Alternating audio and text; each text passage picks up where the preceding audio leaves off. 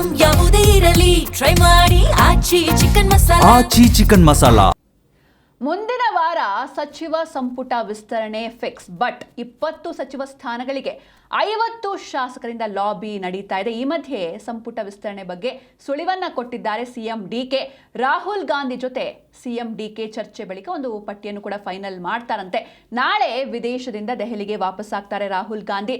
ಜಿಲ್ಲಾವಾರು ಹಾಗೆ ಜಾತಿವಾರು ಕನ್ಸಿಡರ್ ಮಾಡಿ ಸಚಿವ ಸ್ಥಾನವನ್ನ ಈ 2ನೇ ಸುತ್ತಿನಲ್ಲಿ ನೀಡಲಾಗುತ್ತೆ. ಹಾಗಾದ್ರೆ ಸಂಭಾವ್ಯ ಸಚಿವರ ಪಟ್ಟಿಯಲ್ಲಿ ಯಾರೆಲ್ಲ ಇದ್ದಾರೆ ಅಂತ ಕ್ವಿಕ್ ಆಗಿ ನೋಡ್ತಾ ಹೋಗೋಣ. ಅಂದ್ರೆ ಇದರಲ್ಲಿ ಆಯಾ ಕ್ಷೇತ್ರ ಹಾಗೆ ಆಯಾ ಜಾತಿಯನ್ನ ರೆಪ್ರೆಸೆಂಟ್ ಮಾಡುವಂತಹ ನಾಯಕರು ಹೇಳ್ತಾ ಹೋಗ್ತೀನಿ. ಎಚ್ ಸಿ ಮಹದೇವಪ್ಪ ಅಥವಾ ಮಳವಳ್ಳಿ ನರೇಂದ್ರ ಸ್ವಾಮಿ, ಈ ಇಬ್ಬರಲ್ಲಿ ಒಬ್ಬರಿಗೆ ಸಚಿವ ಸ್ಥಾನ ಸಿಗಬಹುದು ಎನ್ನುವಂಥ ನಿರೀಕ್ಷೆ ಇದೆ. ಅಂದ್ರೆ ಇದು ಸಂಭಾವ್ಯ ಸಚಿವರ ಪಟ್ಟಿ.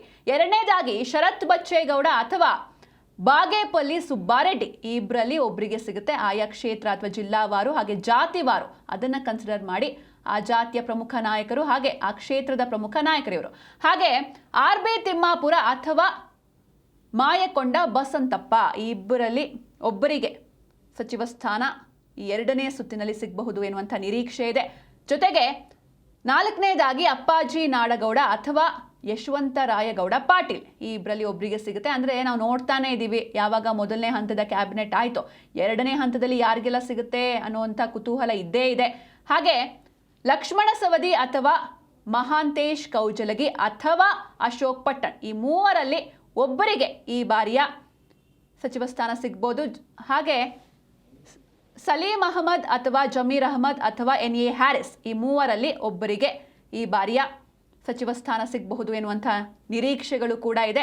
ಅವರವರ ಬೆಂಬಲಿಗರು ಹೋರಾಟವನ್ನು ಮಾಡ್ತಾನೆ ಇದ್ದಾರೆ. ಮತ್ತೊಂದು ಕಡೆ ಸಂತೋಷ್ ಲಾಡ್ ಅಥವಾ ಶ್ರೀನಿವಾಸ್ ಮಾನೆ, ಇಬ್ಬರು ಕೂಡ ಮರಾಠ ಸಮುದಾಯದವರು, ಅವರನ್ನು ರೆಪ್ರೆಸೆಂಟ್ ಮಾಡ್ತಾರೆ. ಹೀಗಾಗಿ ಇಬ್ಬರಲ್ಲಿ ಯಾರಾದರೂ ಒಬ್ಬರಿಗೆ ಸಚಿವ ಸ್ಥಾನ ಈ ಬಾರಿ ಸಿಗುತ್ತೆ ಎನ್ನುವಂಥ ನಿರೀಕ್ಷೆ ಇದೆ.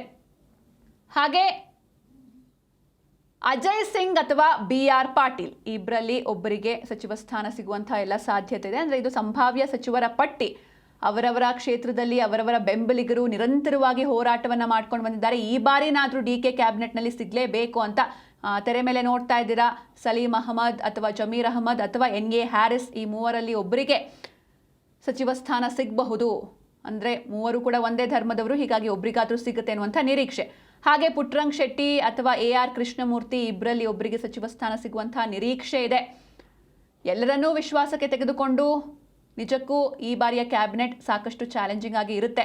ಹಾಗೆ ಶಿವಲಿಂಗೇಗೌಡ ಅಥವಾ ಚೆಲುವರಾಯಸ್ವಾಮಿ ಅಥವಾ ಮಾಗಡಿ ಬಾಲಕೃಷ್ಣ, ಈ ಮೂವರಲ್ಲಿ ಒಬ್ಬರಿಗೆ ಈ ಬಾರಿಯ ಸಚಿವ ಸ್ಥಾನ ಸಿಗಬಹುದು ಎನ್ನುವಂಥ ನಿರೀಕ್ಷೆ. ಹಾಗೆ ಮುಂದಕ್ಕೆ ಹೋಗೋದಾದ್ರೆ ಲಕ್ಷ್ಮೀ ಹೆಬ್ಬಾಳ್ಕರ್ ಅಥವಾ ಆರತಿ ಕೃಷ್ಣ, ಈ ಹಿಂದೆಯೂ ಕೂಡ ಲಕ್ಷ್ಮೀ ಹೆಬ್ಬಾಳ್ಕರ್ ಅವರಿಗೆ ಸಿಕ್ಕಿತ್ತು. ಹೀಗಾಗಿ ಈ ಬಾರಿ ಅವ್ರನ್ನ ಡ್ರಾಪ್ ಔಟ್ ಮಾಡ್ತಾರಾ ಅಥವಾ ಕಂಟಿನ್ಯೂ ಮಾಡ್ತಾರಾ ಏನು ಎತ್ತ ನೋಡಬೇಕು. ಹಳಬರಿಗೆ ಮತ್ತೆ ಮಣೆ ಹಾಕ್ತಾರಾ ಅಥವಾ ಯೂತ್ಸ್ಗೆ ಅವಕಾಶ ಕೊಡ್ತಾರಾ ಗೊತ್ತಿಲ್ಲ. ಹಾಗೆ ತಿಪ್ಪಟೂರು ಷಡಕ್ಷರಿ ಅಥವಾ ಗುಬ್ಬಿ ಶ್ರೀನಿವಾಸ್, ಇಬ್ಬರಲ್ಲಿ ಒಬ್ಬರಿಗೆ ಸಚಿವ ಸ್ಥಾನ ಸಿಗುವಂಥ ಎಲ್ಲ ಸಾಧ್ಯತೆ ಇದೆ. ಹಾಗೆ ಮುಂದಕ್ಕೆ ಹೋಗೋದಾದ್ರೆ ಒಂದು ಕಡೆ ಚಳ್ಳಕೆರೆ ರಘುಮೂರ್ತಿ ಅಥವಾ ಬಿ ನಾಗೇಂದ್ರ ಆರ್ ಕಂಪ್ಲಿ ಗಣೇಶ್ ಅಥವಾ ನಾರಾ ಭರತ್ ರೆಡ್ಡಿ, ಈ 4ರಲ್ಲಿ ಸಚಿವ ಸ್ಥಾನ ಡಿವೈಡ್ ಆಗುತ್ತೆ. ಯಾವ ರೀತಿ ಡಿವೈಡ್ ಮಾಡ್ತಾರೆ ಏನು ಎತ್ತ ಎಲ್ಲವನ್ನೂ ಕೂಡ ಕಾದು ನೋಡಬೇಕಿದೆ. ಸದ್ಯಕ್ಕಂತೂ ಇದು ಸಂಭಾವ್ಯ ಸಚಿವರ ಪಟ್ಟಿ.